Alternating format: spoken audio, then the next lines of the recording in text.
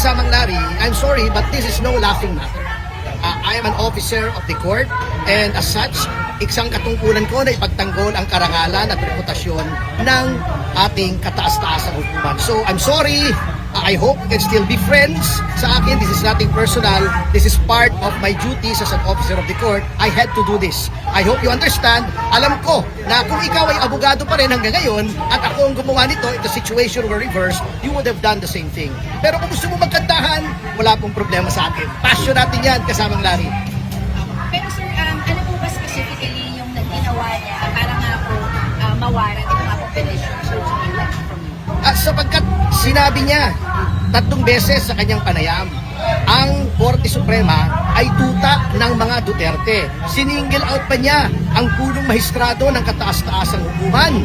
At 3 beses niyang sinabi, I was scandalized to be candid sapagkat bagamat meron tayong freedom of expression and sometimes I have also criticized some decisions of the court, there should be boundaries. Pagka gano'n na pong masyadong vitriolic na at vituperative, masyadong maangas na at libelous na po yun ay hindi po natin maaaring palampasin. So, kinalulungkot ko kasamang Larry, I really had to do this. It is with a heavy heart actually that I do this. Kaya lang, masyado ng scandalous yung pagkasabi ko.